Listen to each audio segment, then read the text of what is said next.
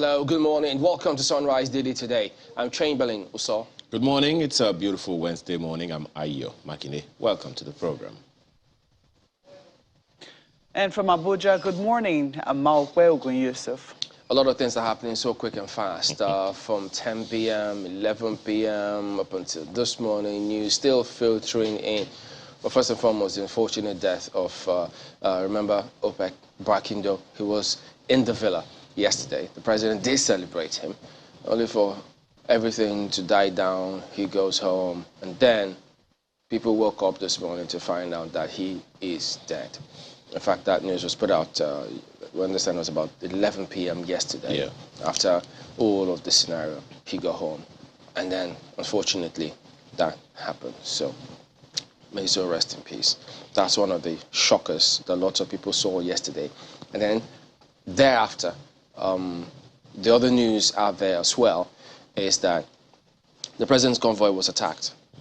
Okay, well, that's the message you see right there. So we might as well just go ahead and read it because it's coming from industry players, those who were really shocked, just as a lot of people are shocked about him. So the NNPC GMD did put up that statement.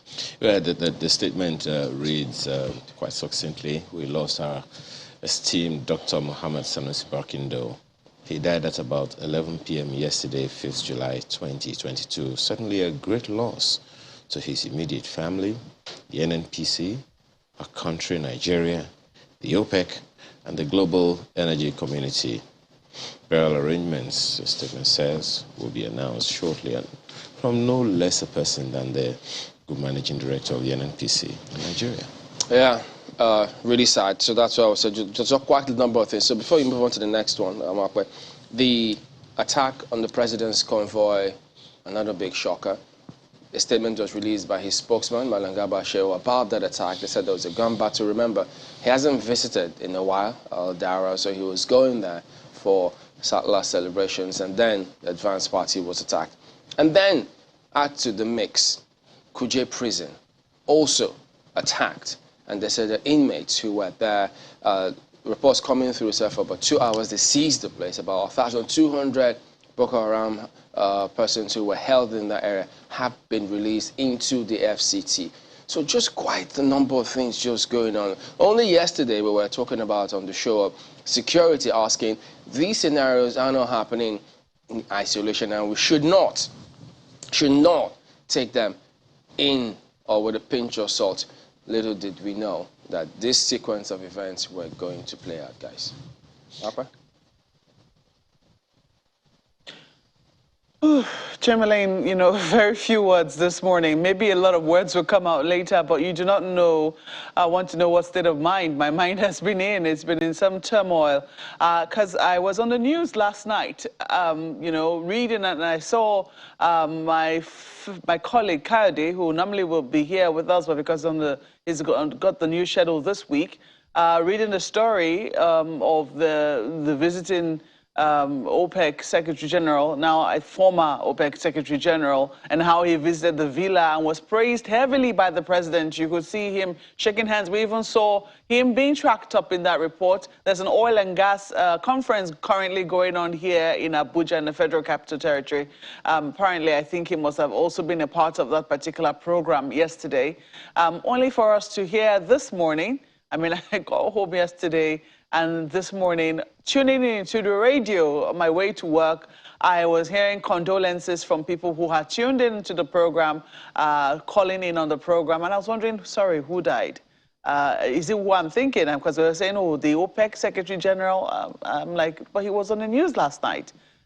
This is what we hear. And then just getting up as well, looking through my phone, I hear that Kuje too was under attack. It's not so far from where I live.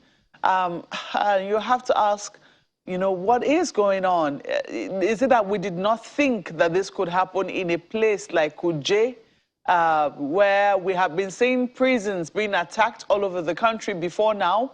The Minister of Interior had, you know, rung a warning bell, talking about how there will be consequences if the Comptroller General of Prisons doesn't do something about the state of prisons.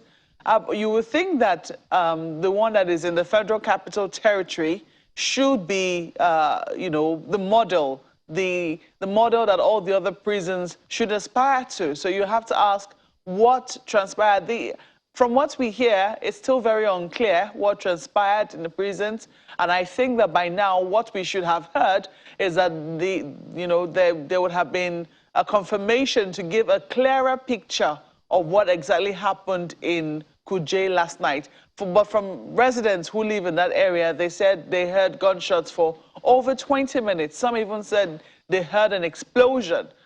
So it's still unclear as we speak what exactly we have heard from, what exactly transpired last night in Kuje. Was the attack repelled? Were they able to, was it successful? Is it also possible that people actually were inmates freed? Do not forget that that's where quite a number of, prisoners who have been convicted, especially for terrorism charges, have been held. There are other, cases of interest to the public, people who are in cases of interest who are also being held in that prison. So many questions, as I said. I mean, my mind is still in a turmoil of sorts. Then while you're still trying to internalize all of what has happened just around you here in Abuja, in the Federal Capital Territory, you hear that, the advance team of the president was also attacked on its way to Katsina. And you know that it is customary for the president to spend Salah in his hometown of Daura. Don't forget that oftentimes, too, coppers would normally go to visit the president and he'll give them a cow. These are some of the things that we know usually happen in this period, but it looks like the terrorists are trying to make a statement, and they did make one yesterday by the attack on the president's advance team. We understand it's still unclear that a commissioner of police, an assistant commissioner of police, was killed. Still trying to, clarify if it was in that attack or it was in a separate incident. But these are the stories that Nigerians have had to internalize this morning. It's something that is truly frightening indeed. One, we could not help, for instance, the death of the former GMD of NNPC and former OPEC Secretary General Mohammed Barkindo. May God rest his soul. Look at him right there. That was when he delivered his speech at the Villa yesterday. He was held in audience by the president and praised very highly. And then this moment, to think that the person who was there giving his speech, 1 minute you're here, next minute you're gone. May his soul rest in peace, and may his family really be given fortitude to bear the loss at this time. But you have to ask, should we just take it like that? Should we not ask questions as to what exactly transpired? Was it a heart attack? Assuming it was, could there have been an emergency care? Was it also because is it that, because we're not able to respond as quickly as we ought to? Or is it that we didn't know what to do? Or were there other underlying health conditions which he possibly was dealing with before he passed on? The questions that, the public will be interested in asking. But all of this is what we've had to wake up to this morning. Chamberlain, very little to add, as I said. I'm a journalist. I'm also a Nigerian, trying to, deal with this news as they come. But yeah, I think that we need to move on with courage today. I don't think that we need to let this dampen our spirits while we ask questions of those who should have the answers. For instance, the Minister of Interior by now should be getting his message across. The Controller General of the Nigeria Prison Service, or now it's now the Nigeria Correctional Service, needs to be speaking to Nigerians this morning as quickly as possible. We need to be getting an update on what transpired in Kuje. And we also need to be hearing from the Commissioner of Police in Katsina as to what exactly transpired in Katsina yesterday, because we understand that there were over 300 bandits on motorcycles who attacked the president's advance team. But I think that the president, if he didn't understand the scope of the challenge we had before, it's certainly been brought home to him by this brazen attack on his advance team. Ayo. Quite significant, Mark, because, just before Ayo comes in, the eyewitnesses, those who were around that Kuje, also said it was about 300 terrorists who attacked Kuje prisons. And then I think they had about 150 of those of their colleagues who were held in Kuje prison. And incidentally, it was yesterday morning while we were just, talking about the FCT's directive as to why are there no street lights there, asking businesses to close by 7 p.m. And then I got home last night just thinking through, asking, look, if that's the case, isn't it going to be a lot more dangerous and tricky if businesses were to shut down by 7, there are no street lights? Wouldn't that be a haven for some of these nocturnal, terrorist activities or heinous activities to be carried out in the dead of the night?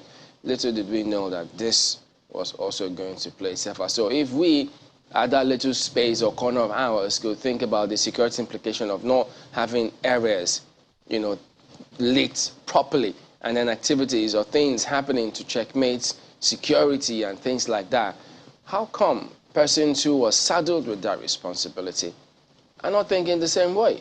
Well, if they're not, if they are actually, why are we not seeing the results? Is it because they are not thinking it, or that something, I think, Chamberlain, you say this, there must be a lot more going on than is obvious to us. And yes, Marco, you're correct. We have tons of questions. The problem is, will we get answers? These things are not, I can't remember the number of times. Demand answers. Yes. I can't remember how many times Pastor Ladi Thompson, our security consultant, we've invited over again. Look, all these things are a network of activities, all in a grand plan. Is this grand plan unknown to our intelligence community? I don't think so. I think our intelligence community are just that, intelligent. And I also know that just yesterday we discussed this, there is an official of the DSS in every local government in Nigeria, at least one. So is it that they didn't know these things are going to happen? I doubt it. I believe that they knew that these things were going to happen, and they did happen. The question is, why did we allow it to happen? Look at the soldiers that we lost just how many days ago.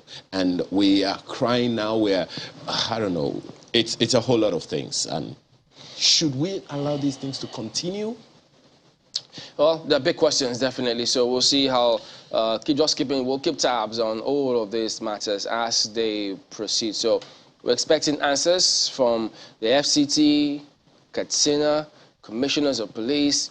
They all have to speak up to the people here, because you can't allow people to be in panic or in apprehension, because this cannot be allowed to go on this way. Well, that said, let's go on and take a look at some of the dailies today.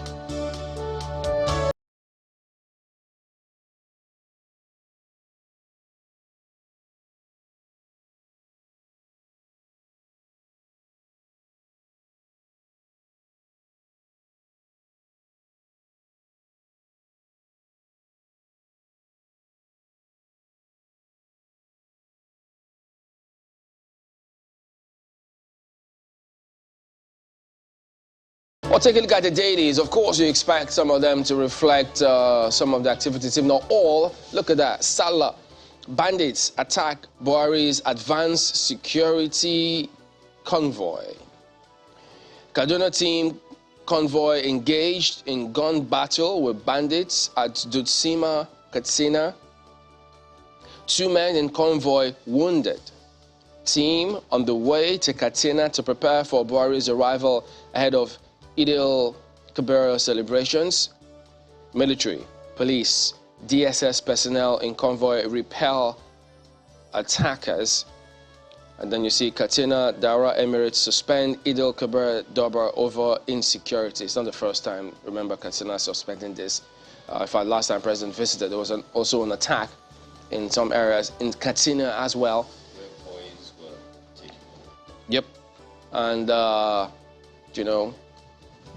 yeah, just so many things going through and playing out with this particular big lead on the front page of the paper here today, because I think it was the Army Day, which Mark attended. They were speaking about how the soldiers, the Nigerian soldiers, decided to defend the integrity and defend the country in their gallantry. So at the risk of their lives, yep. We need to underscore that. Yeah, so terrorists carried out that attack, and then they attacked the convoy at present, advanced party, then they attacked Kuje prisons, and somebody says it's not in isolation. It's in isolation or be. something we shouldn't pay a lot more attention or to be seen to be in an emergency situation. But, ladies and gentlemen, I don't know how, because this is a build-up to elections, remember. There will be a lot more quote-unquote vulnerable targets because there will be a lot more people who will gather for the elections. Wouldn't they be soft targets? What are we doing to secure those kind of soft targets? Are these, as some people have alleged, a way of making people to be afraid to come out to vote? Well, people just need to be a lot more cautious from now up until the elections. I'm just saying, because look, no matter what it is, let our resolve be stronger than whatever fears that we may have. The authorities need to lead from the front. Absolutely. Why monthly fuel subsidy costs shot up by 989% in 7 years? That's 989% in 7 years. Can you beat that? Wow, that is what you see right there today on the front page. And well, don't forget, they've got a lot of packs on the back page of Vanguard Sports. The Super Falcons remain positive despite loss to Banyana. They need to look inwards. It's not the first time they've beaten them now, so something needs to happen. That's Vanguard today. Take a look. Well, we're going to come for you for taking Mr. and Mrs. The Daily Trust newspaper have this one on its front page. By the way, a quick one, just before we go to the lead, you were talking about the abduction the other time. You know, Daily Trust keeps a daily count. School children in captivity. Bethel Baptist High School, Kujama boys are still children are still in captivity 367 days after. Just so you know, someone is keeping count.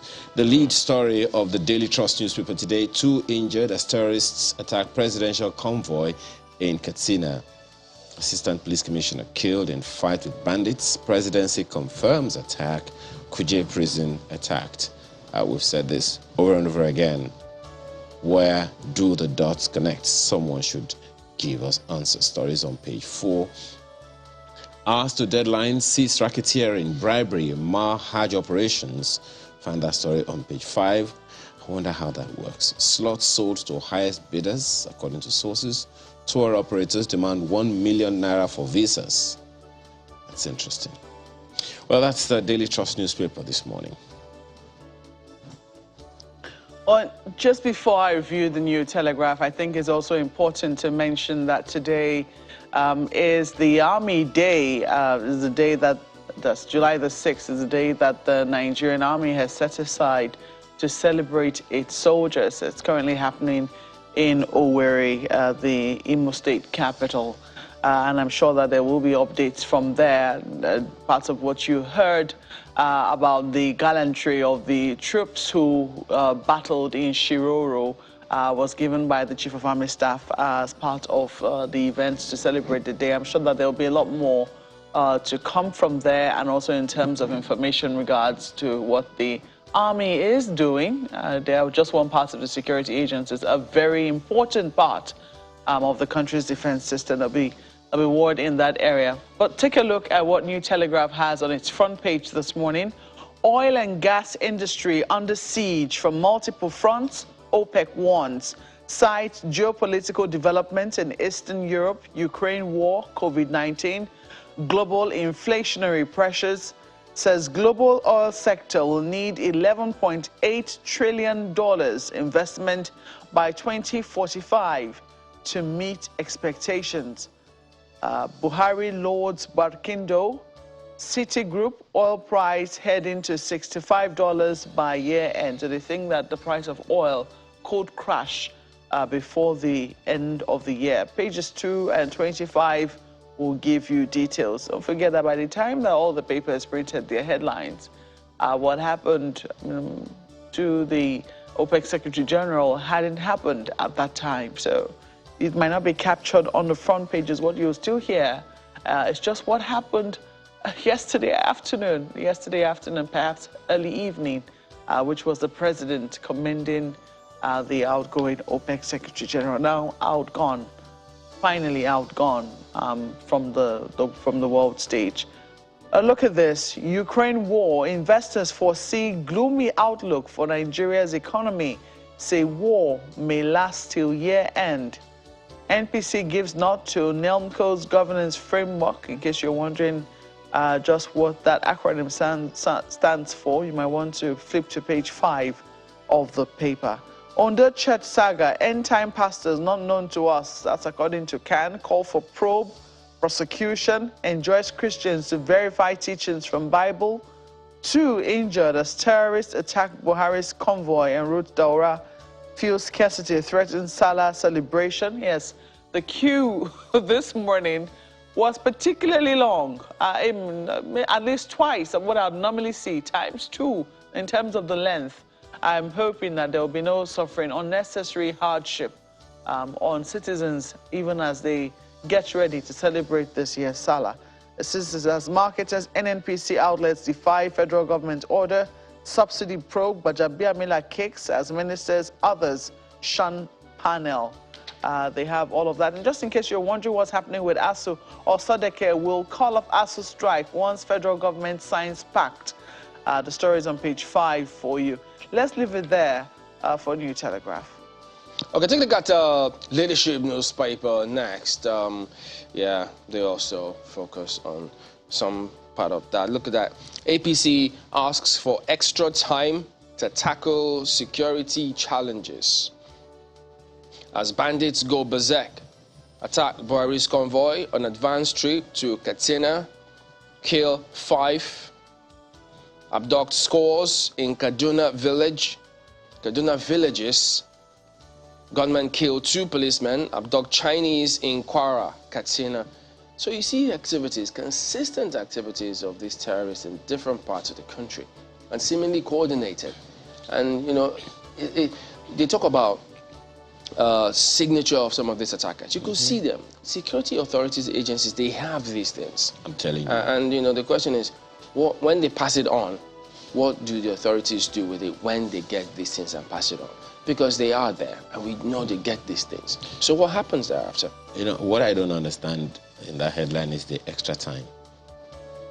Well, I guess people have to make of that what they will and decide for themselves what they want to do with that one, because the things that happen, you just wonder. That's leadership today, by the way. Take a look at the Nigerian News Direct this morning. What do you have on its front page? Alleged unpaid debts. Shibodu, Dantata lose Benin, Kano, Kaduna Discos to Fidelity Bank, Afrexim. Stories on page 23. As FG appoints new CEOs for distressed discos. Activates emergency fund for Port Harcourt Disco.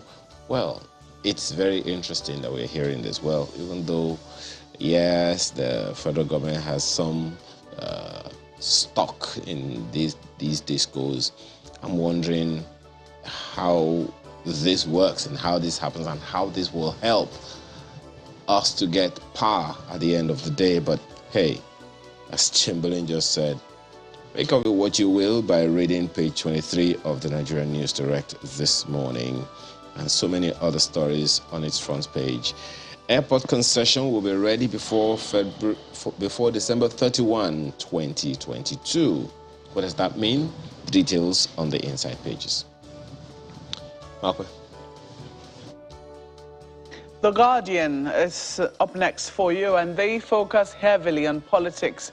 PDP awaits Atiku Ayu to settle crisis. Okowa, PDP already mending fences.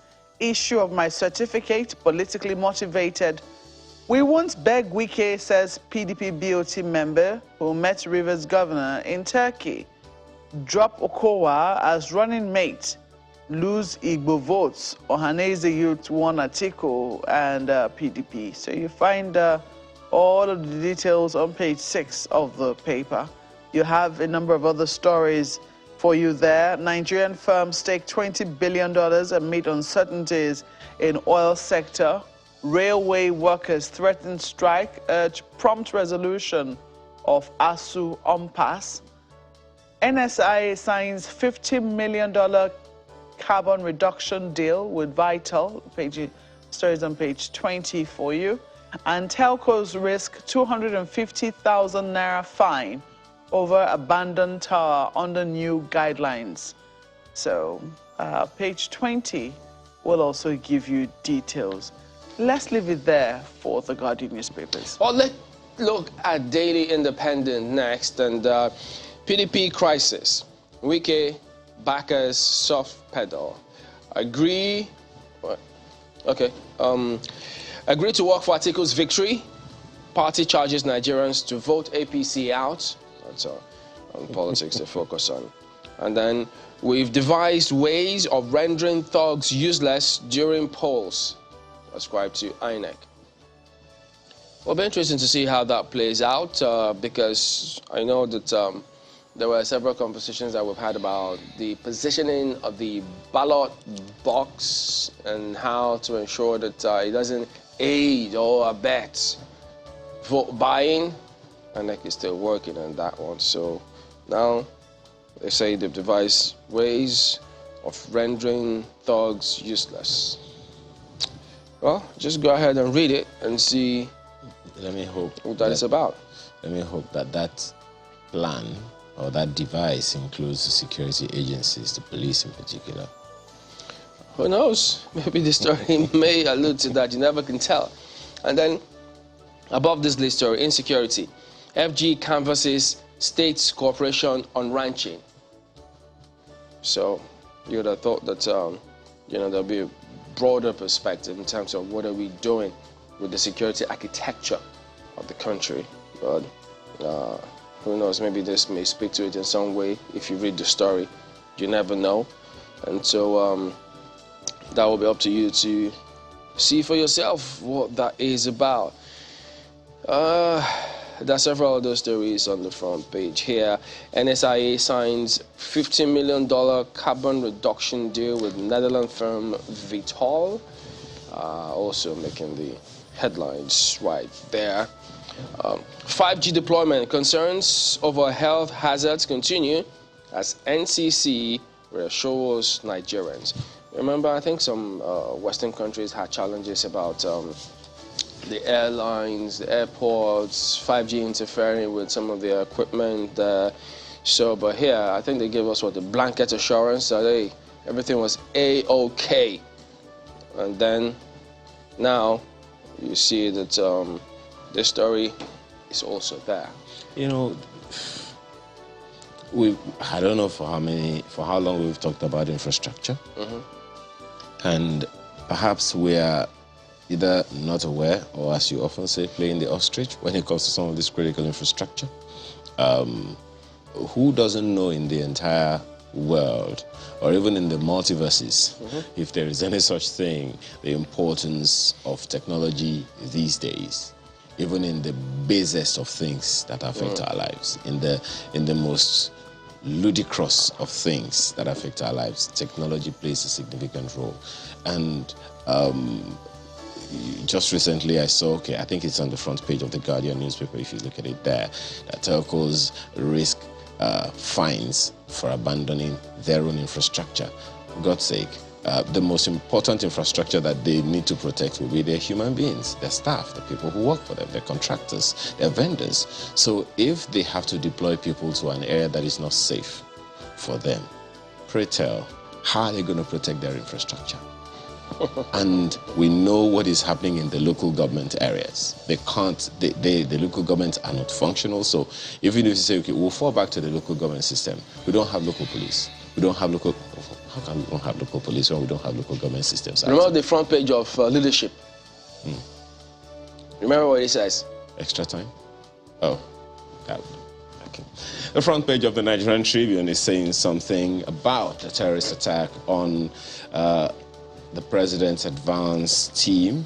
Terrorists attack Buhari's advance team in Katsina. Stories on pages 2 and 26. Ambush, kill area commander, one other. Oh my God.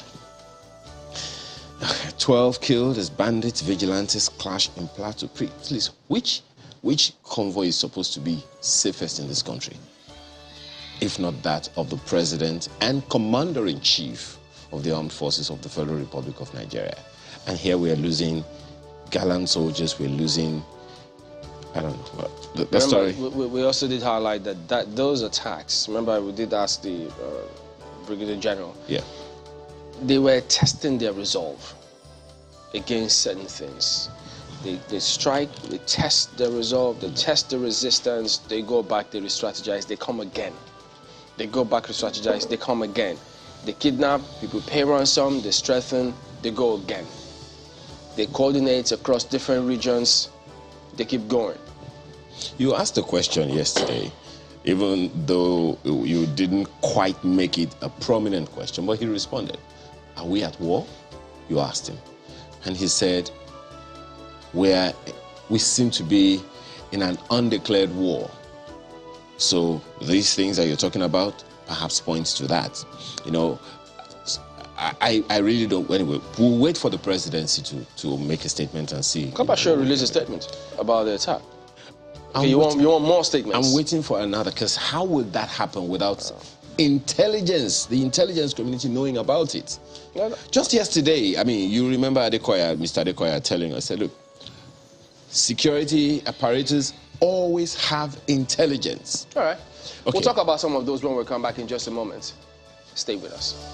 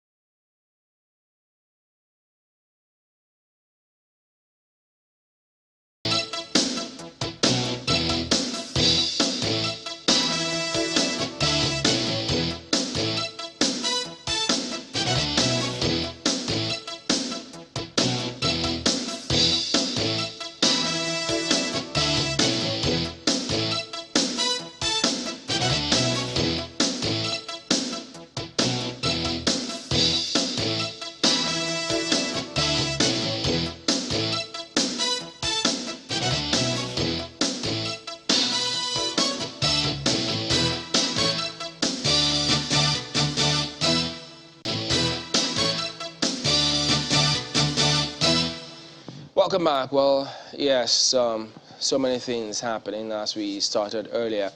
Sometimes when this news break, some of the things you thought was rational, you even begin to question whether or not you thought right, as it were, because of how those events play out. You thought you could easily connect the dots and know the next steps, but you never really know. Well, this morning, as you've seen there, we're joined by Mr. Femi Falana, Senior Advocate of Nigeria. Good morning, sir. Thank you for coming on today. Good morning. Quite a lot, really. But for instance, Kuje, we know that you know, you're no stranger to Kuje Presidency. It's a maximum security prison. And the news coming through from those who were around the place when it happened at the night, terrorists, they said about 300 of them attacked the place, seized the place. They were terrified. They freed Boko Haram captives into the city of Abuja. At the same time, and it's almost in the same breath, the president's convoy was attacked, his advance team, some casualties there. And then kidnappers, terrorists again, Ekwa pastor, 3 others kidnapped, 8 in Kaduna. Then you see some in Kwara.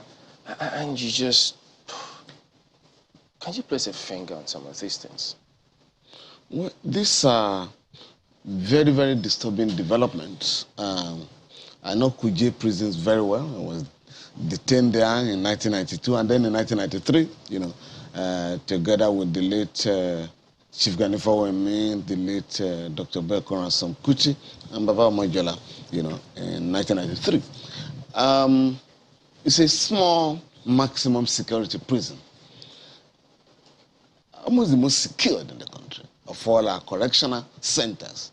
So if terrorists who launch a successful attack and release prisoners, the situation calls for a general review of the security architecture in the country. I mean, these coordinated attacks, clearly there are serious problems that the government has refused to address with respect to the security of the country.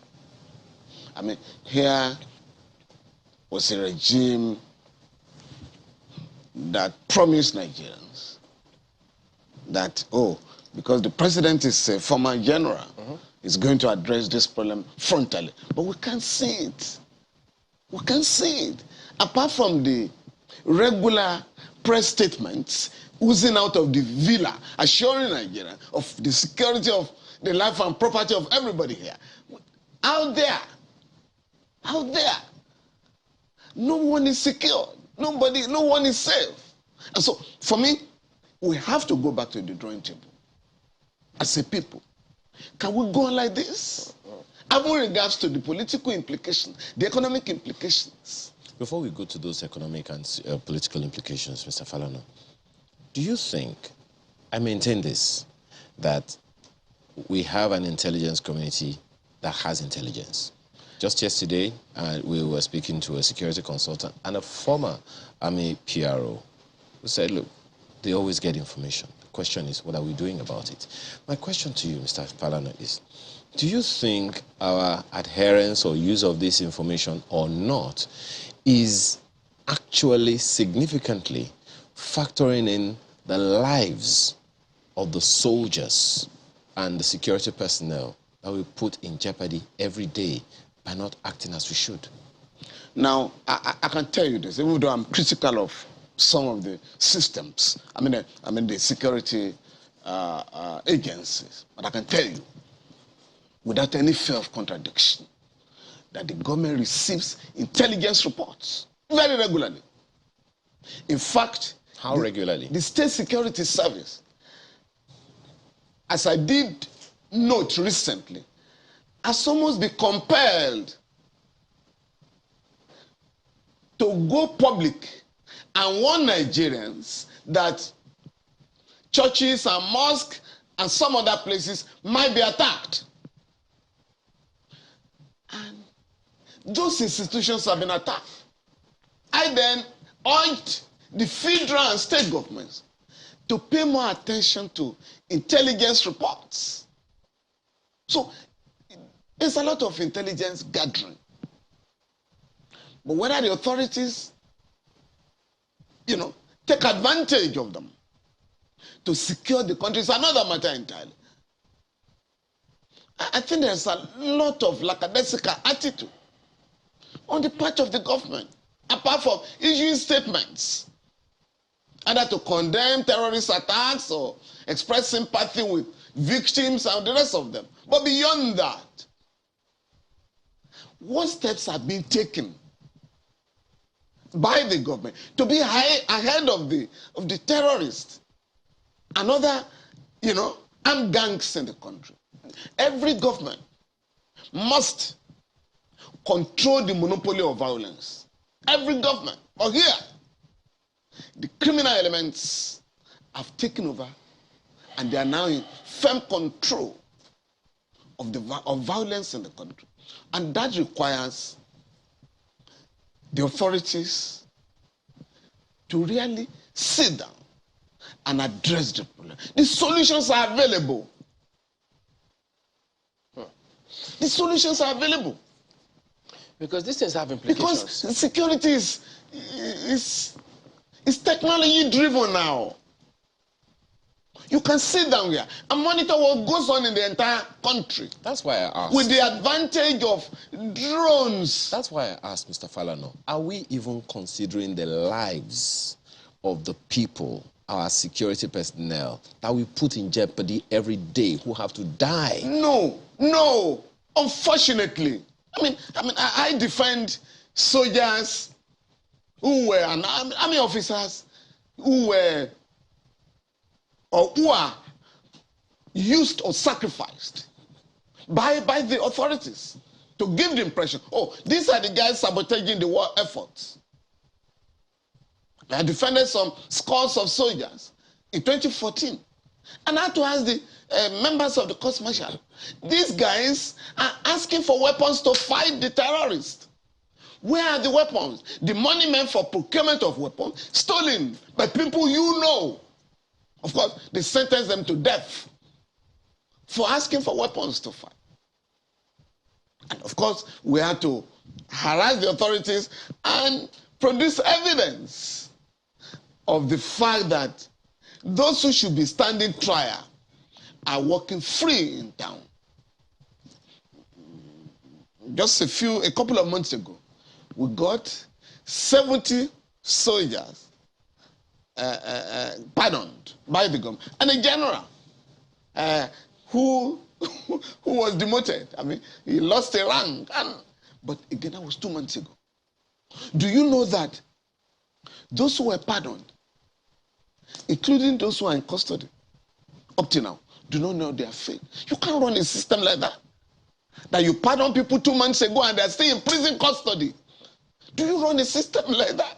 So we ask soldiers to fight for our country.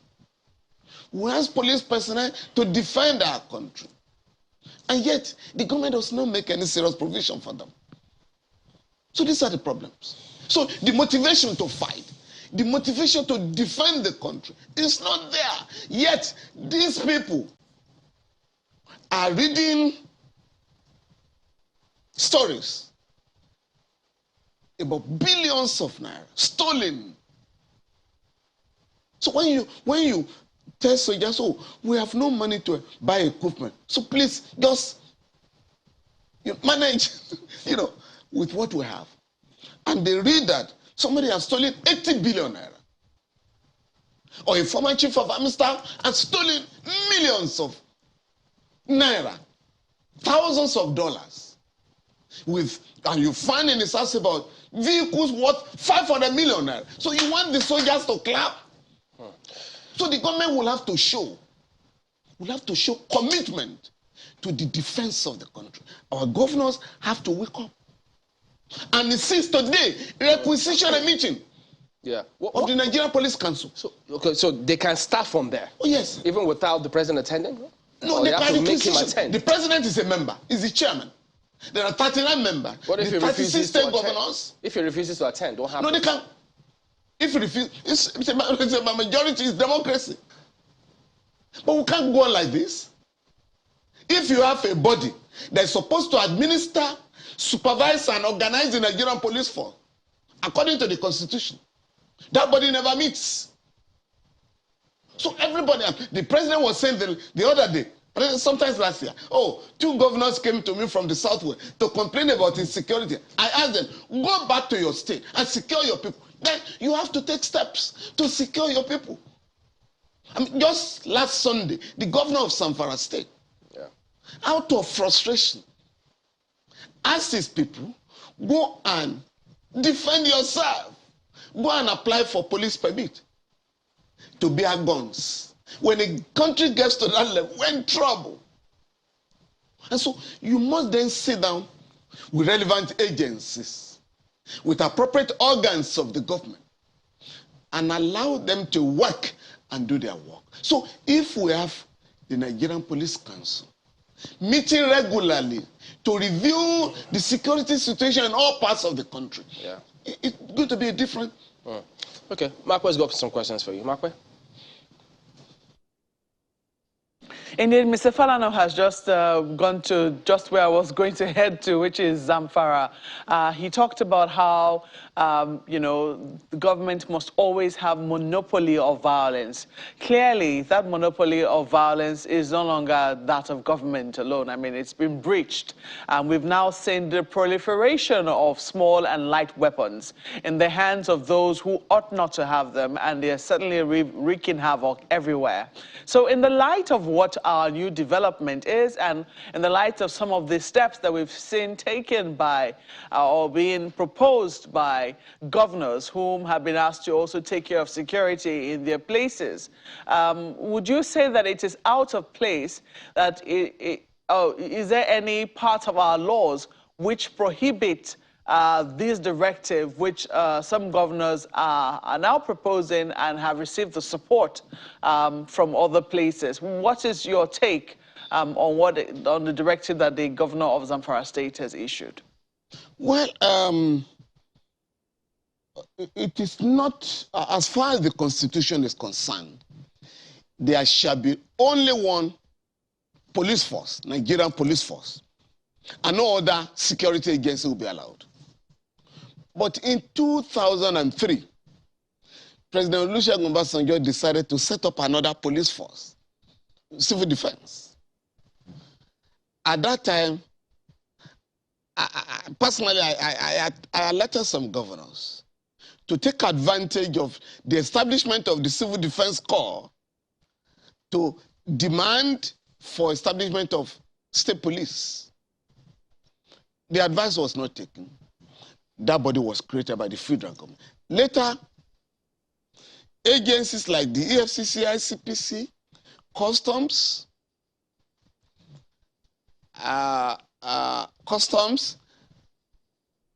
immigration officials, and all of them, federal safety, are allowed to bear arms. But when it comes to state agencies, security agencies created by state government, the federal government says no. Individuals can apply to bear arms, to defend themselves and members of their family. But when it comes to giving out licenses for about 10,000 people, young people, to defend about 20 million people in Lagos, oh, they say it's illegal. So the governors will have to go, if possible, to courts to challenge such discriminatory practices, to challenge the policy of the federal government, to waste the lives of the rest of our people. I have also read where governor complained that they wanted to acquire drones. The National Security Advisor did not approve the application. And I asked myself, for goodness sake, why are you applying to a National Security Advisor? He's only an advisor to the president on security. The governor is elected. The governor is elected. He's the chief security officer of his state. So if you refuse to, I mean, I'm for a governor. What's my business with going to the office of the NSA? I will have, the president had asked me, go and secure your state. I said, Mr. President, I need a drone to secure my state. So if you don't give me the license, I will go to court. Because the whole idea is, while I can understand the frustration of the governor of Zamfara State, we also must ensure that we do not turn Nigeria to the United States of America, where you are currently experiencing mass shooting of people. This year alone, over 400 people have been killed in America because everybody, including madmen, can bear arms. So we don't want Nigeria to descend to that level. What we are simply saying, since the federal government can no longer save people in the country, you must allow state governments, you must allow other agencies to acquire the necessary equipment to guarantee the life and the security of everybody. That's the way to go.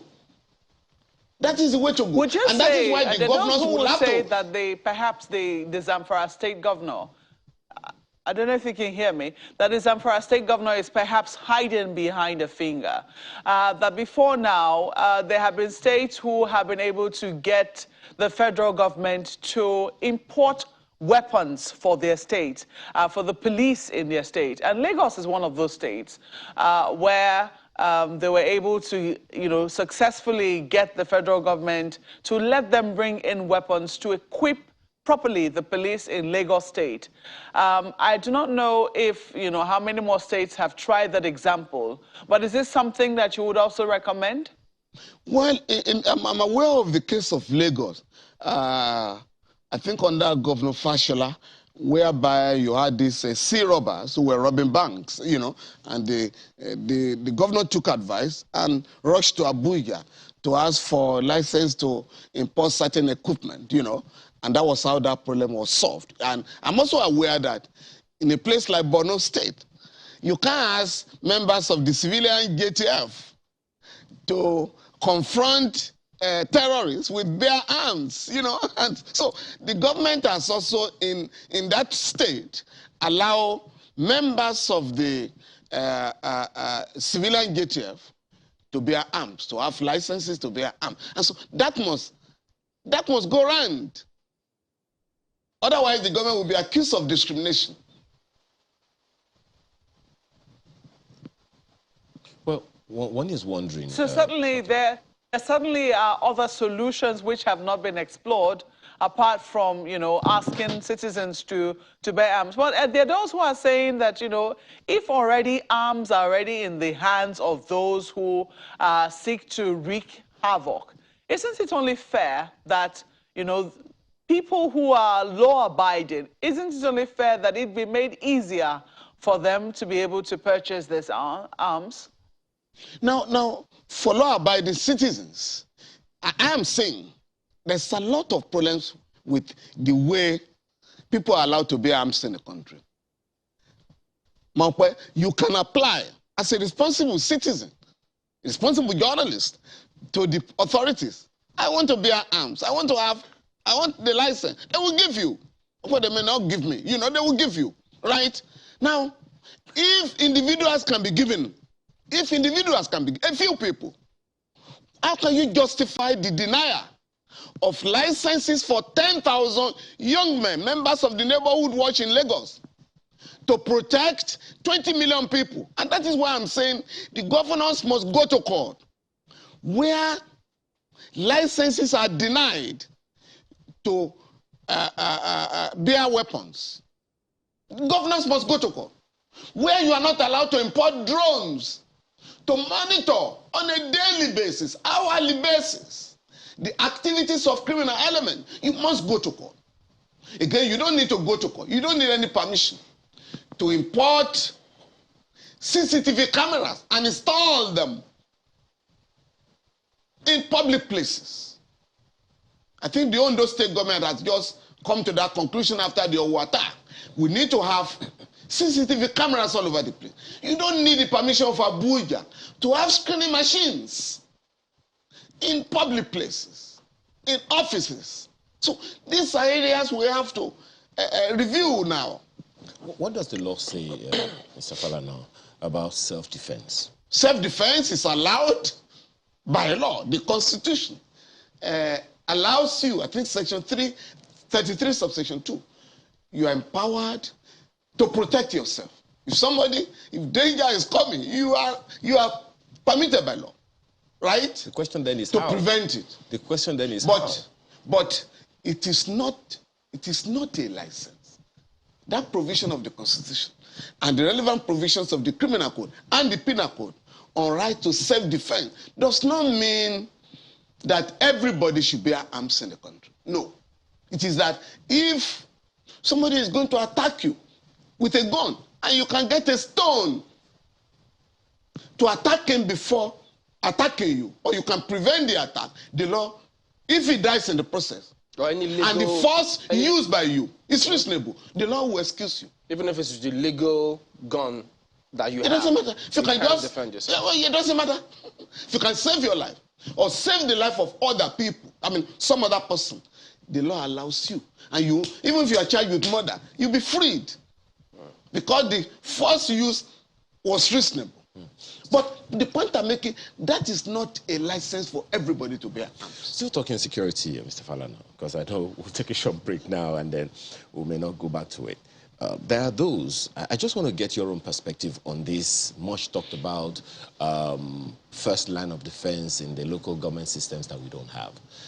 Security agencies have talked about it, and governors that you say should go to court themselves don't seem to be well disposed to autonomous local governments, which many have said if the local government systems were as functional and as active as they ought to be, they will probably have their own ways of defending their territories. Everyone knows everyone. The traditional rulers will be as active as they ought to be. And then the insecurity situation we have will not be as bad as it is, especially in the rural localities.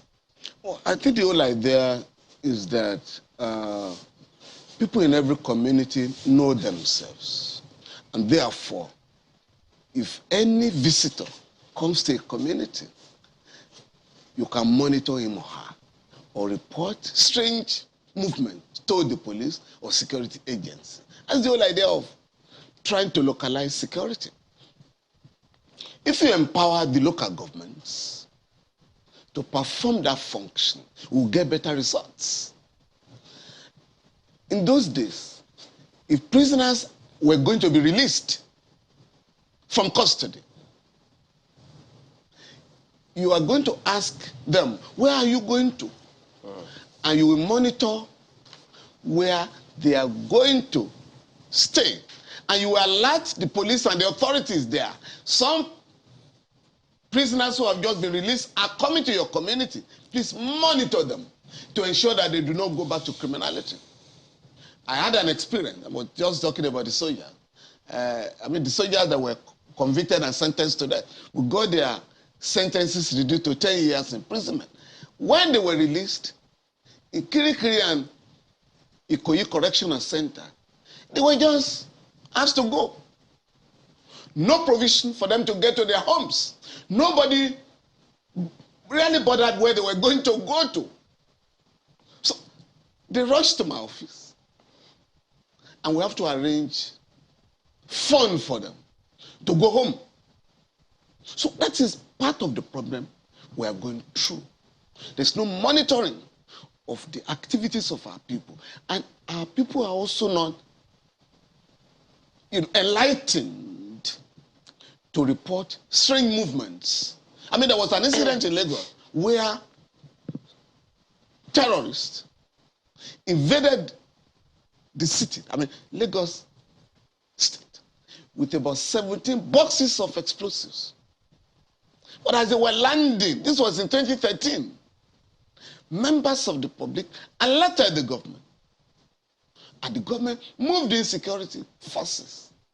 These guys were arrested, and quietly, I think, Governor Fashola rushed to Abuja. Please, are you ready to prosecute these people, since this is a federal offense, or you want us to do it? So we have no time for prosecuting anybody in Lagos. Okay. Give us the fiat to prosecute them. And of course, the governor got the fiat, ordered the attorney general, arraigned these people. They were all taken to Badagry High Court, where they were tried, sentenced to 30, 40 years imprisonment. Right? Lagos didn't announce it so that these criminals would not have the impression that the place is so penetrable. So we just have to sit up.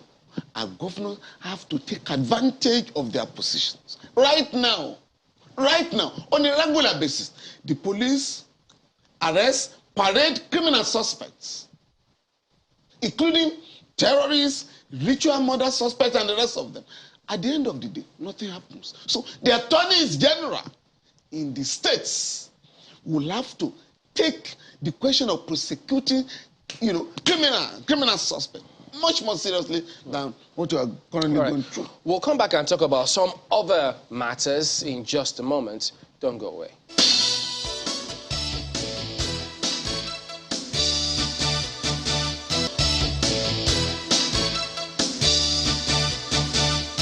Welcome back. Well, Mr. Falana, I heard some suggest that maybe the reason why governments have to apply to the office of the NSA is that if they're importing armored drones, they have to require end-user certificates, and that's perhaps why they need to go to the NSA's office for that. So wouldn't that be in order for them to apply to him?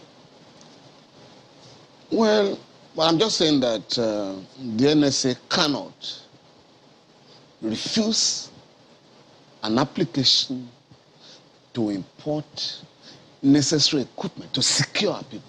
Cannot. And if he does, he has to be challenged. But that's what democracy is about. Rule of law. You go to court and challenge him. Yes. Okay. Now, this other matter about the place of vice presidential candidates of political parties, because some of them have said, look, in a couple of days, we will replace our candidates. But there are specific rules concerning that. So is it that we're making a mountain out of a molehill of what the political parties want to do? Because some are even saying that they will go to court and ensure that those parties who plan to do that will not or should not be allowed to do that if they don't comply with the laws. I think we are congesting the courts unnecessarily, turning our courts into political institutions where the law is very clear. You really don't need to engage in unnecessary litigation. You are drawing the judiciary to the political arena, which is unnecessary. Under the Electoral Act, even the Constitution, anybody can withdraw. Even a candidate, even a presidential candidate can withdraw.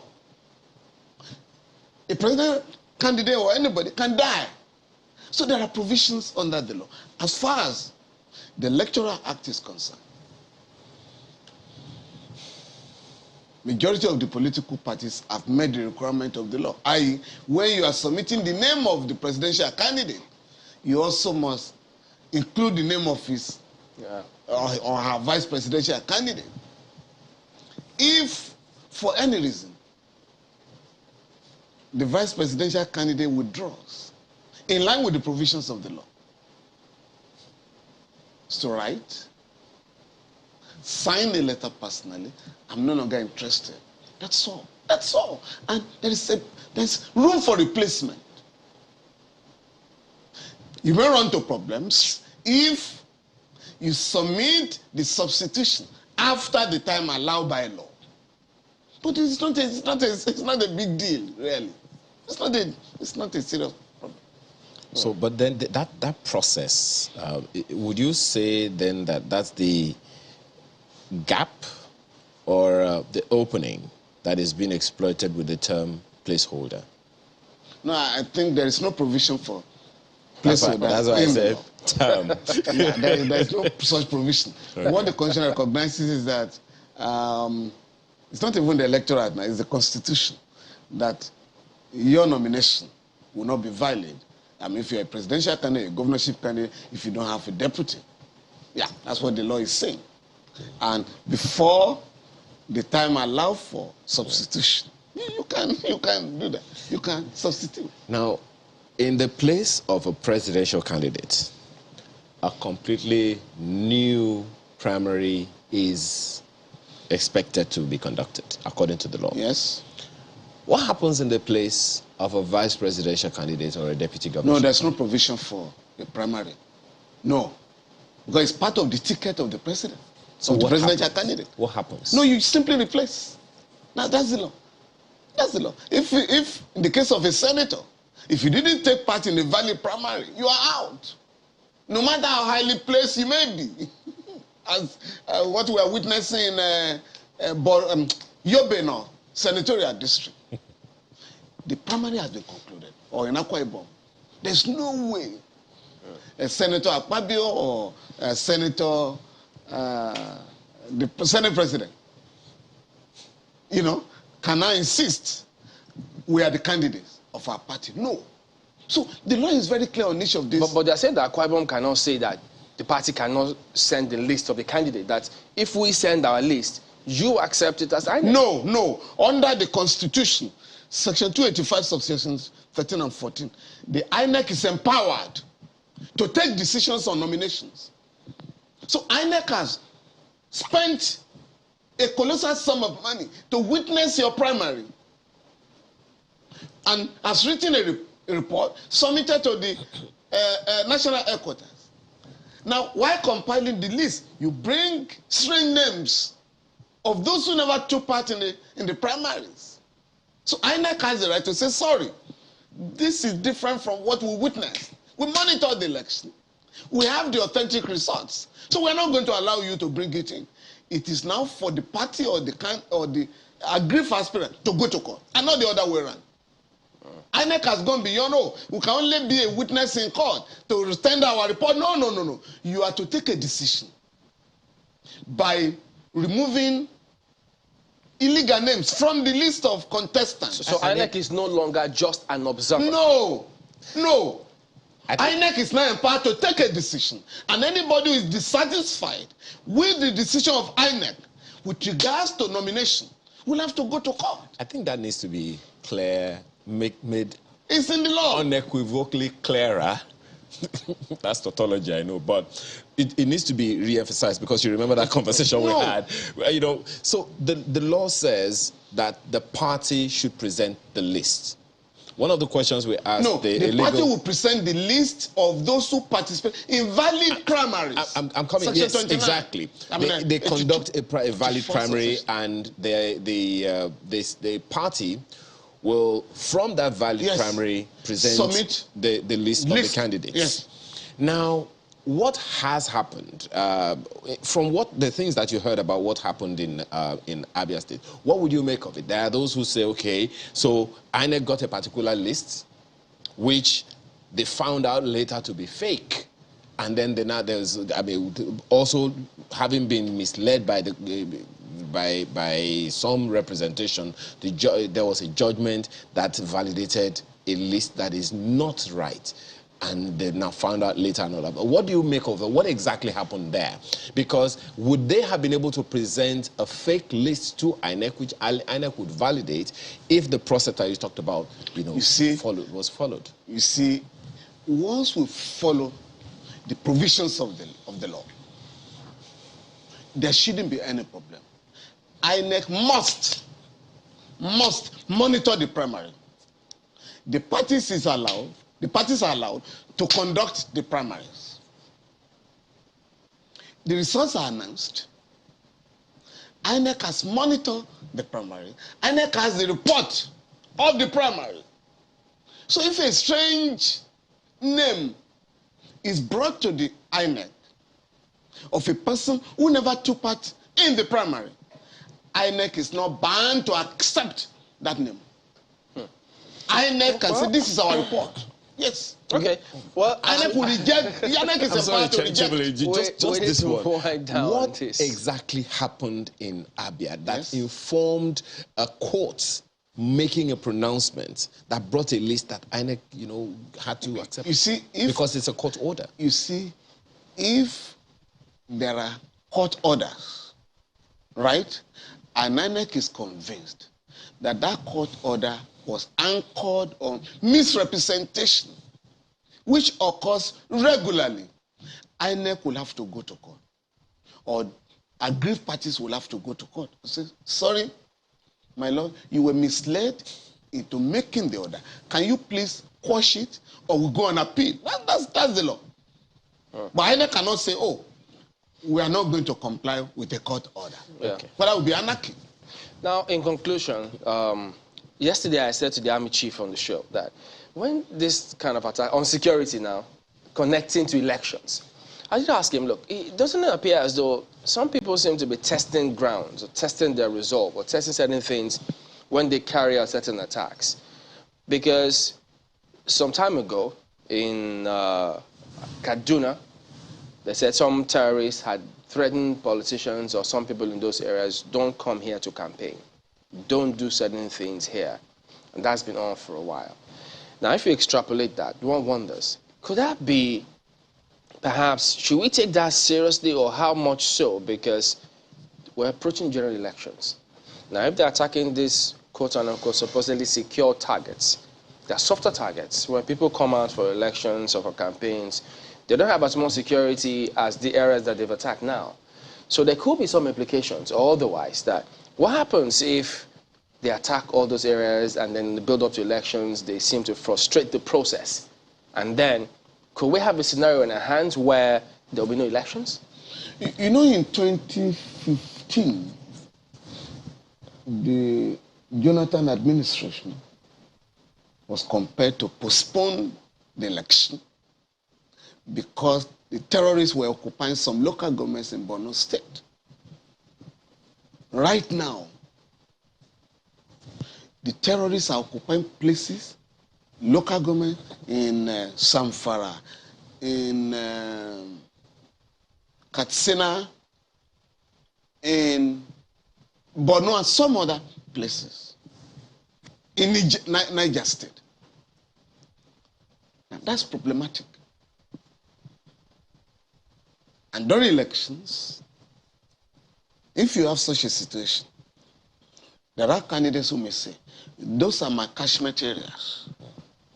So you can't go on with the election if you cannot secure the entire country. Wow. There will be a problem there. Right now, I mean, even for the primary, I know a candidate in Samfara who had to come to Abuja to campaign. He couldn't campaign in his state. Wow. Yeah, I mean, you had the recent election in Ekiti State where you had about 25,000 police men and women. That is not possible in a general election. No state is likely to have more than 5,000, police personnel during election, and they cannot secure some of the states today. And that is why people are worried. Because under the Constitution, if the country is waging a war, the election can be postponed. Not more than 6 months at a time. So there are problems already. Do you see that happening? Of course. Of course.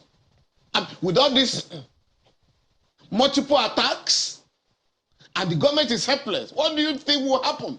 But again, this is where the National Assembly will have to come in. Well, the National Assembly took a position on, excuse me, you're talking about local governments, took a position and recommended that local governments should be financially, excuse me, and administratively autonomous. See, it goes beyond that. Yes, but, you know, if we had the governors agree and the Houses of Assembly pass the bills for the local government autonomy, wouldn't that be something? I also believe that the local government, the governors are averse to it. You see, it's been passed. In most federations, you really don't have autonomous local governments. But if, as it is in Nigeria, what is important here before we divert, right? Because that's not the issue. Section 305 of the Constitution requires the president to declare a state of emergency in the situations we have found ourselves. And once that is done, the president will need the approval of the National Assembly. They have to ratify the declaration. And after 6 months, the president must go back to the National Assembly so that they can monitor the situation, review the situation, and decide whether to extend the state of emergency. But right now, it's all the illegality that is going on. Without declaring a state of emergency, you are sending troops. No, the law didn't envisage that. The Constitution empowers the president to take extraordinary measures to protect and restore law and order in every part of the country. But that has not happened since 2015. Before then, President Jonathan was going to the National Assembly upon a declaration of a state of emergency, particularly in 3 states then, Borno, Adamawa, and I think Yobe. Now, we've gone to other parts of the country. So, in order to address these problems, the president must declare a state of emergency. The National Assembly must draw his attention to his powers under the Constitution and the limit of his powers. Now, you can't just send troops without a state of emergency to go and, stop a student protest or, send soldiers to Lekki. It's unknown to the Constitution. Wait, will he be thinking about the answer he gave to British Prime Minister who asked him if he was going to go for a 3rd term and say, no, I don't want this to be interpreted as though I want to extend my term by declaring, this is all, allowing the election to be postponed? That's the president now. Yeah, the president will, from what he has said, and we must believe him, that doesn't want a 3rd term. In fact, the way he said it was that the man who asked for a 3rd term, has not recovered from the shame or the embarrassment. So I want to believe, but the crisis on ground, the president will have to take extraordinary measures to make that impossible, to make extension of his tenure impossible, by calling all the relevant stakeholders to take some decisive measures to restore law and order in the country. Right now, some states, some local governments in the country are occupied. For farmers to go to their farm, they pay ransom. They pay. Some have to recruit young men to follow them to the farm. They pay taxes to criminal elements. You can't hold elections in those places. And so, beyond the assurance to the British Prime Minister, the president must come home and address the crisis of instability, the crisis of insecurity on ground. We'll anchor at that point. Mr. Femi Falana, Senior Advocate of Nigeria, thank you very much indeed for your time. Thank you very much. My pleasure. We're back in a moment. Join us again.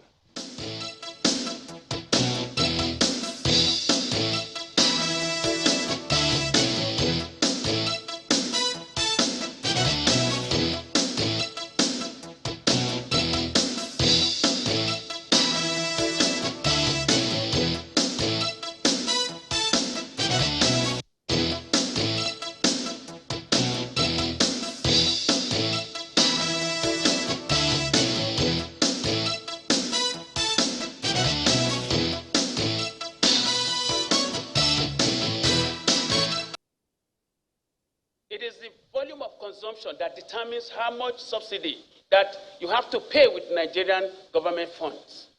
Huge sums of money are being spent on subsidy payments. Nigerians don't know how much fuel we are consuming that warrants the payment of such humongous, amounts. I know NNPC, hardly absent itself from this kind of, investigative hearing. And they wrote a letter which is quite commendable. But it's appalling that such letter will come in at this point. And there was no single, representative from the company that came to explain why the company cannot do it before submitting the letter. That is not fair. That is not fair. How much more CBN? They pay this money, Ministry of Petroleum Resources. Who else will believe? Who on earth will believe that the Ministry of Petroleum Resources will not be present here and will not send any message? Ministry of Finance. So we want to see this attempt by critical stakeholders to absent themselves from this investigative hearing as an attempt to frustrate the effort of the committee. And the Parliament, will not take it lightly.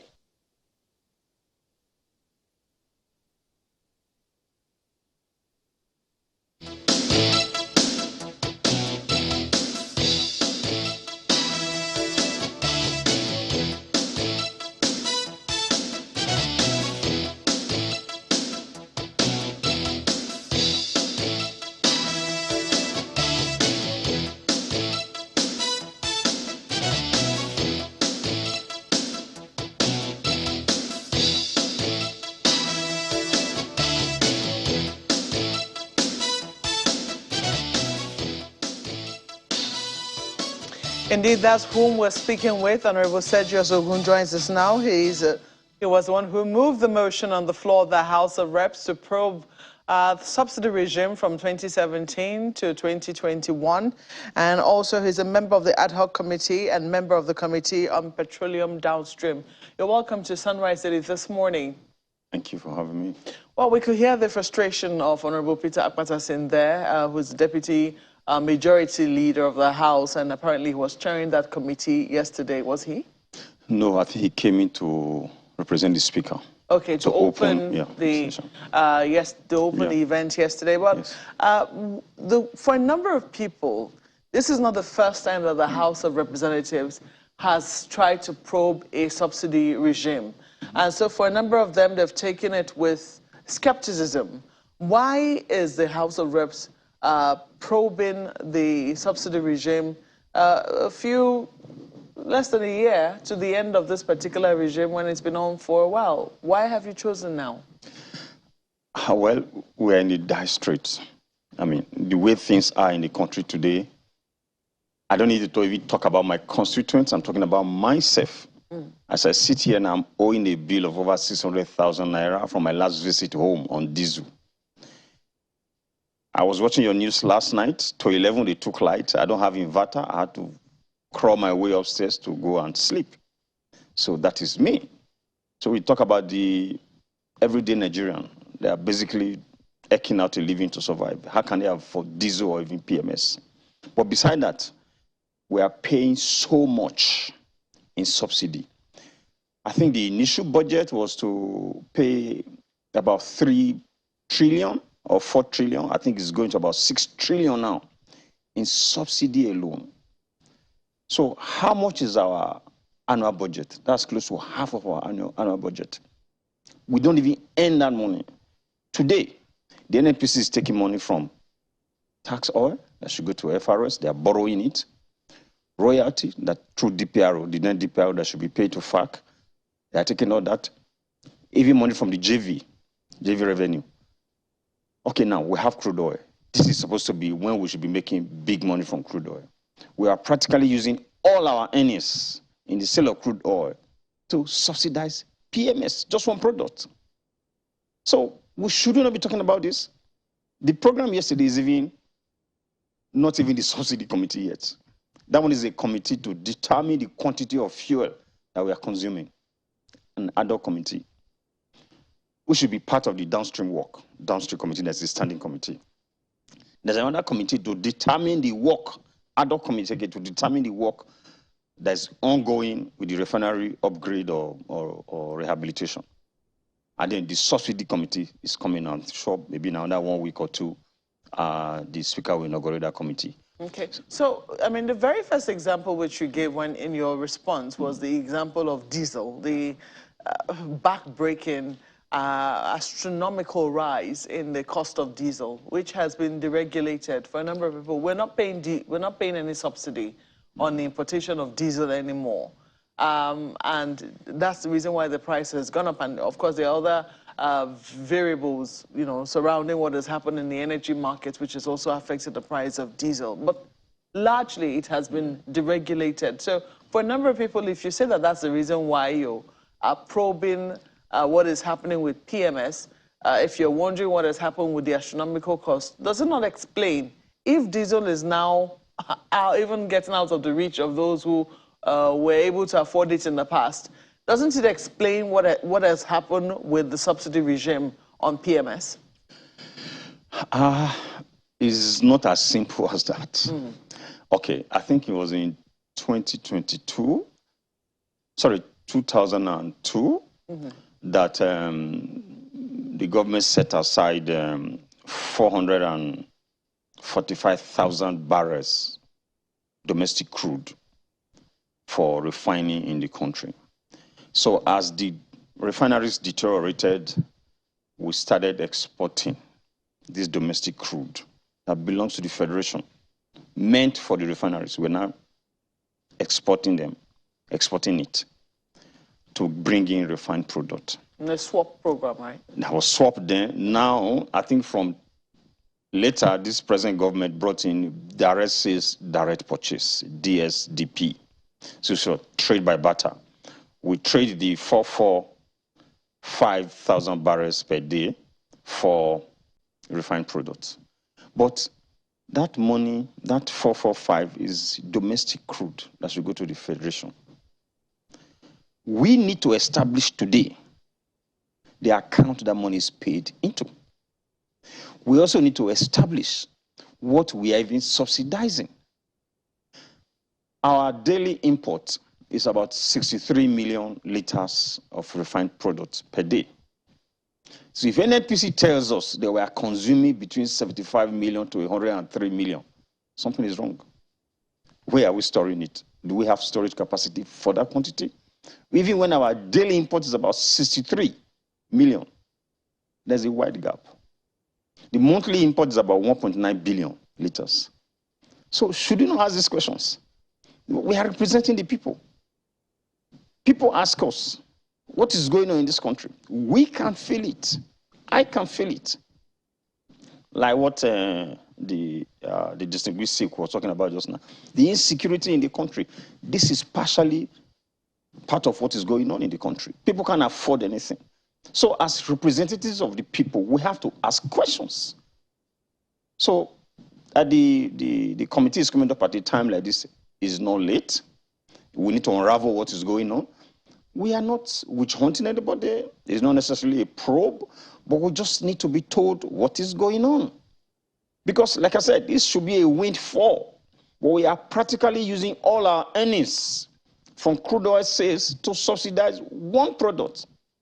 We are told that the crude oil is supposed to have 21 derivatives.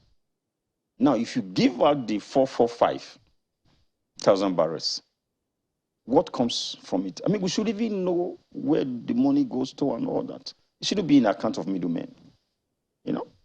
So this probe should have started, or rather this committee should have started work like yesterday. Like I said, we have 3 ad hoc committees now doing the work of one standing committee.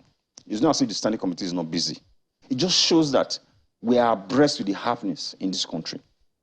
Because we represent people. People are also talking to us. Our constituents are asking questions. Is it not also, doesn't it raise questions about the effectiveness of the standing committee before now? Because assuming the standing committee were doing its work and it were abreast of the issues, wouldn't it be knowledgeable as to, you know, some of the things that would have, how the NNPC was operating, you know, just what state the books are in? Because NNPC is making a huge show of opening its accounts and trying to be transparent.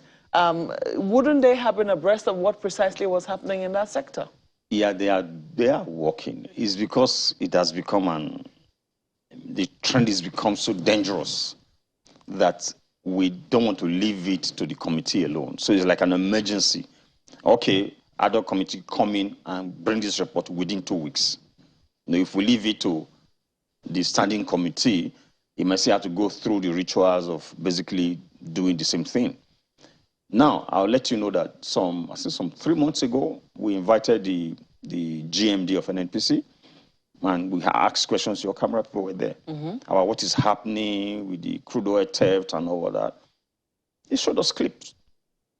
You have the military, you have the Air Force, you have the Navy, and we are still asking, okay, they even have the NNPC security contractors. Because they showed us a clip when the NNPC security contractors were coming in a vessel, and then the young guys ran away, some jumped into water. There was a huge boat with jerrycans inside. And I don't think those guys are the ones really stealing our oil. I'm sure there's more that meets the eyes. Because I think big vessels are coming in and taking this crude oil away. You know, okay, well, what he told us then is that they have put measures in place that within 2 months, some of that will come down, and then we will have record increased production of crude oil.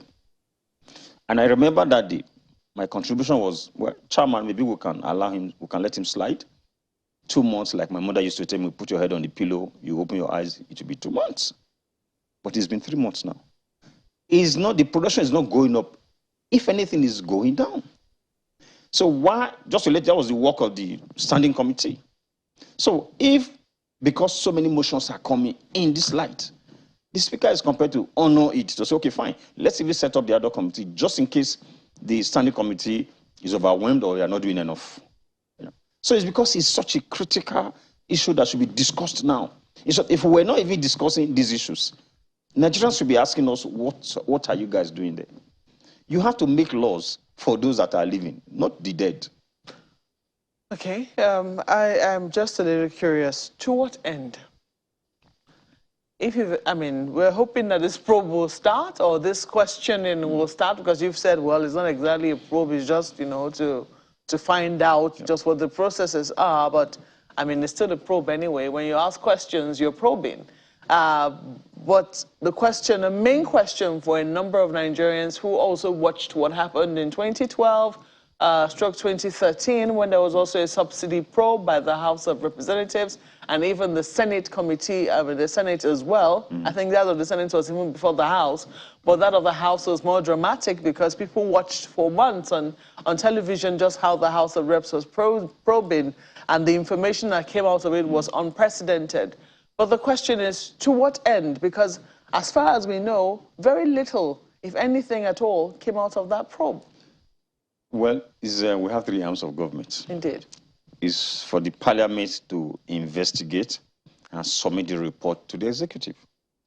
So the good thing about this, I think we should actually applaud the parliament that we are doing something like this.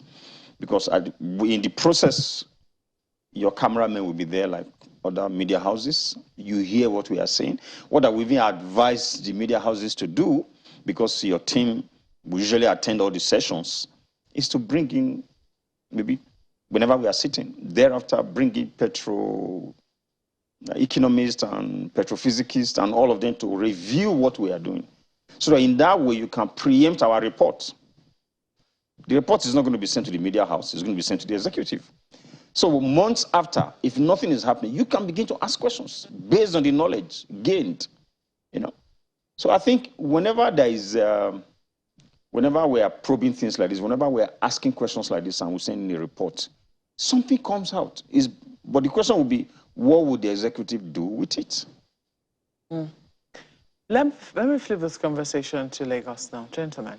Thank you, Mark. Well, Honorable, the natural question that first of all comes to my mind, you know, as I listen to you is, are you in any way validating the general opinion that so many people have made and are still making, that the subsidy thing is a ruse?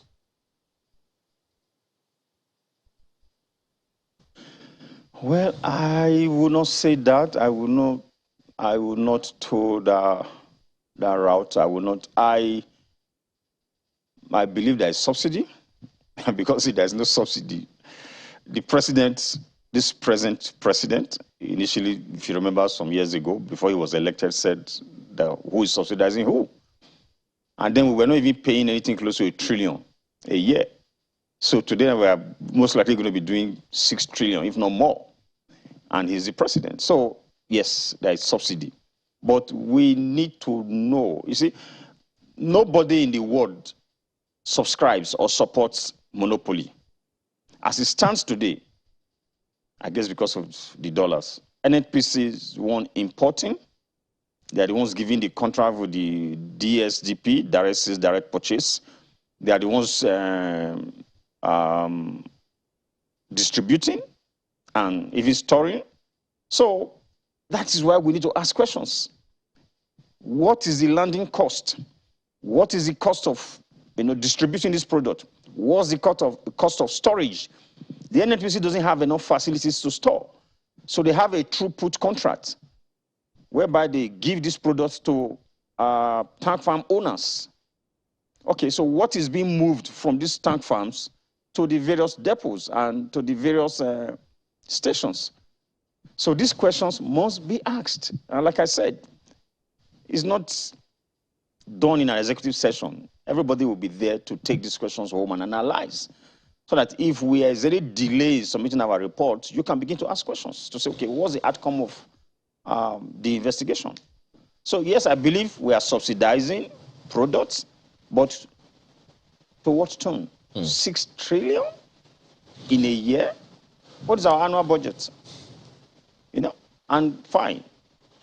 If we are, what is our annual revenue? If we're going to use all that money to subsidize just one product.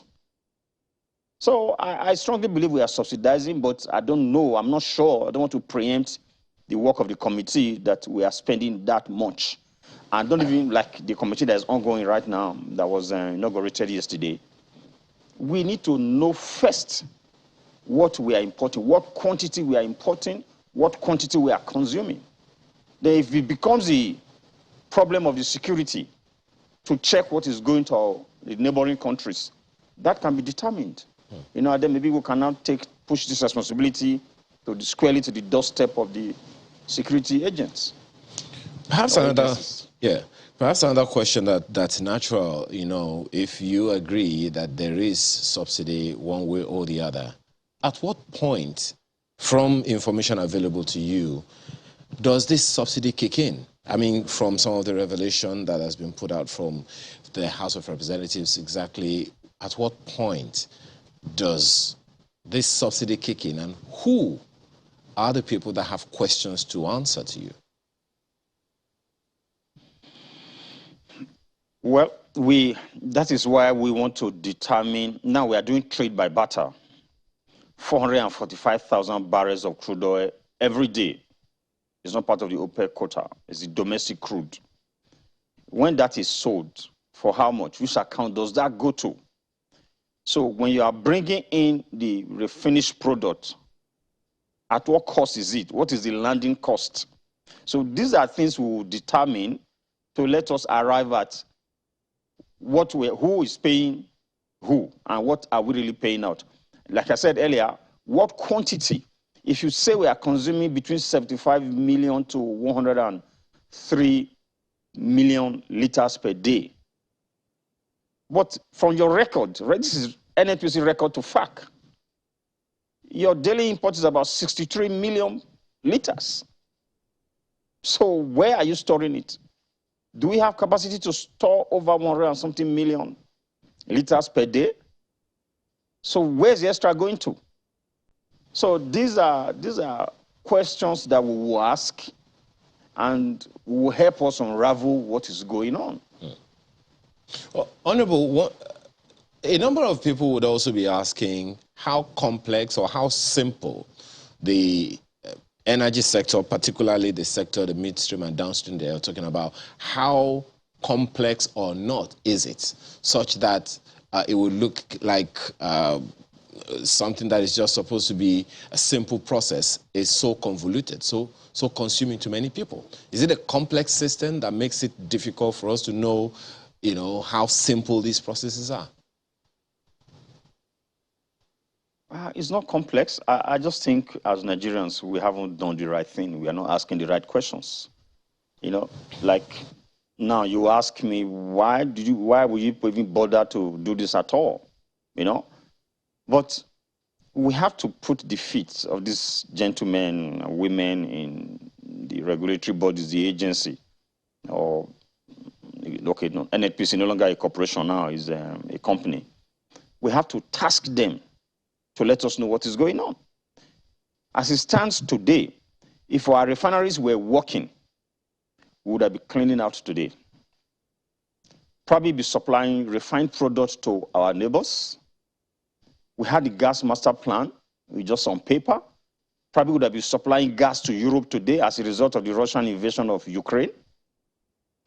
But reverse is the case today. Rather than making money big time like the Saudis, the Qataris, and the Iranians, we are borrowing to bring in these products. But when we should have been supplying the rest of the world. So it's not a complex situation at all, but as Nigerians, we have made it complex because we are not asking the right questions. And for a long time, we have all maybe just be quiet about some of these things. If you remember, I think it was in 2015, before Jonathan left, they reduced the price of petroleum products. I think it was about 80-something naira per liter. Then why? Because the price of crude oil was dropping in the international market. I was when it was going to come to about $60 per barrel. So what that meant was we're not spending too much on crude oil to refine. So naturally means that the finished product is now cheaper. So it became 80-something naira per liter, 86 or so, or 87.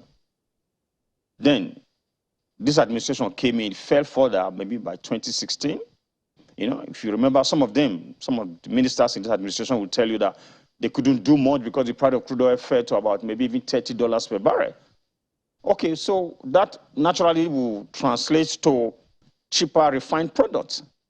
I also can remember Dr. Kachuku, then the Minister of State Petroleum, had also said that we are removing subsidy from PMS. Then later he came back and said that it is now under recovery. So I think the government they've not been honest to Nigerians. And we also allow them to get away with too many things. That's when, if they were really honest, we should have deregulated. I'm sure we would have been buying petrol for about 30 naira per liter then. So Nigerians will know clearly that the government doesn't have anything to do with this. So you have private individuals bringing these products. You still have the regulatory bodies to check what is brought in to be sure that it meets the specification required here. If I might digress a bit, we are using the dirtiest PMS in the whole world here. We export sweet crude, which is low in sulfur. We bring in refined product that's very high in sulfur, which is very toxic. So if we had started asking these questions earlier, we would not have gotten here. When you claim that the price of crude oil had dropped, that should have affected refined product that we are importing. You did not deregulate. You even claimed that NNPC was making profits. So right now that the prices have gone up, you have also come back to tell us that you are spending so much of the money we are making from the sales of crude oil to subsidize the refined products. How did our refineries get to where they are now? It's not rocket science. I guess a whole lot was happening in this area of subsidy, and then no attention was paid to the refineries. We're not talking about Dangote refinery coming on stream. Initially we heard it's going to be first quarter this year. Now we are hearing it's going to be last quarter this year. Even if it comes on stream, it's not going to be immediate because it's a brand new refinery. So maybe they will be doing something like 10% to 20 to 30. Before it gets to 100%, maybe sometime next year, or maybe who knows, in 2 years' time. So I think there's nothing complex about the operation of the industry. It's a peculiar industry, but it's not complex. But we didn't do what we needed to do. We are not asking questions. You know, and I don't even think we're asking enough questions right now. Overture to you, to the House of Representatives about why the people who were invited, the NNPC, the Finance Ministry and all, why they didn't show up. Because there are those who will be wondering, maybe they didn't show up because they wanted to do something so that they can put up a good front to the House of Representatives. Well, usually you give minimum of 2 weeks when you are inviting any of these agencies. I think it's just the immunity these days. Is immunity, sorry, what's the word? They have become an authority unto themselves, you know? When you invite some of these agencies, it takes forever for them to respond. Impunity, thank you very much. You see? It just takes forever for them to respond. And then that drags the work of a committee that is supposed to be for 2 weeks or 3 weeks. You know, the committees are now, okay, now you set up ad hoc committee because you want a quick resolution to the issues. So rather than respond immediately to you, they will tell you initially that, well, the CEO is not around, the executive secretary has traveled. Or, come on, give me a break. You have people working with you. This is an agency, there's institutional memory. You have records. Now, I saw one of the chief executive, I think it was last week, and he was telling me that he has more than 10 committees to attend to. So if we are saying basically the same thing, so you already have a template to respond to us.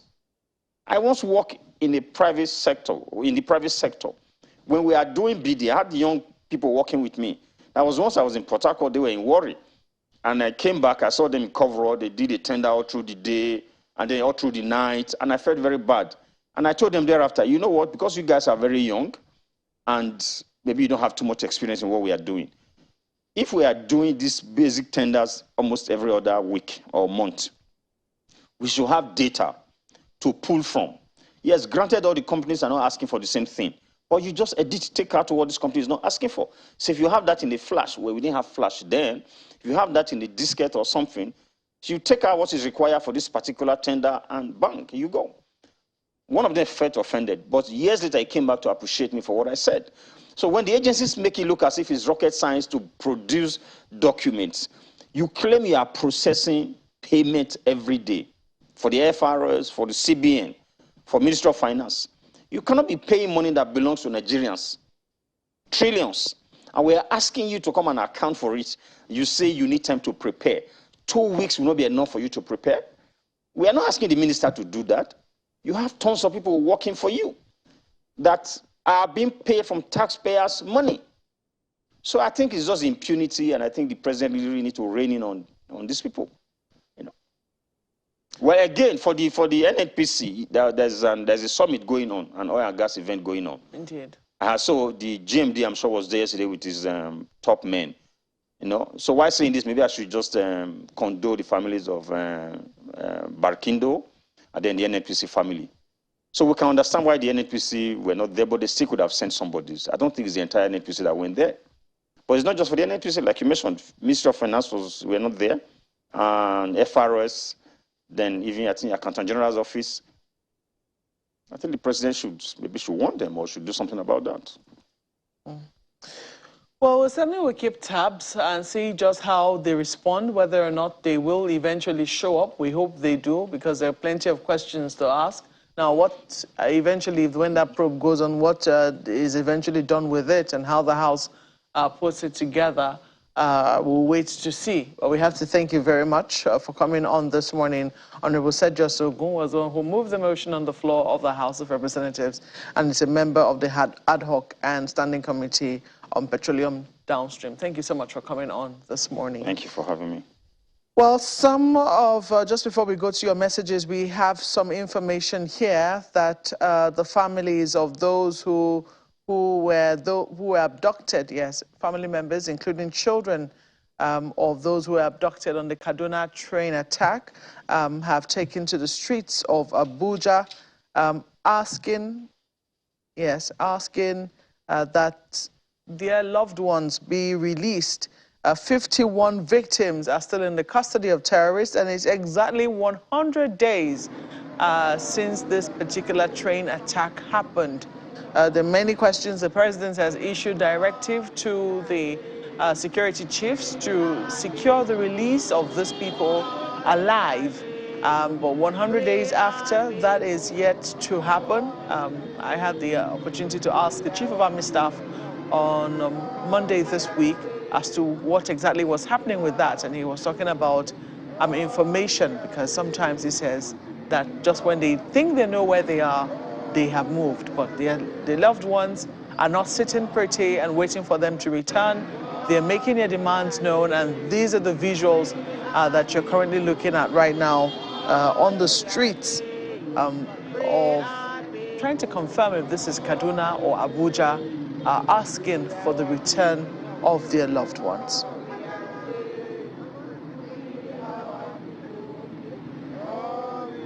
The NEPA roundabout in Kaduna State capital, they're doing that right now, and it's something most certainly disturbing. This really needn't happen, but today is exactly 100 days after the train attack by terrorists in the Chikun local government area of the state.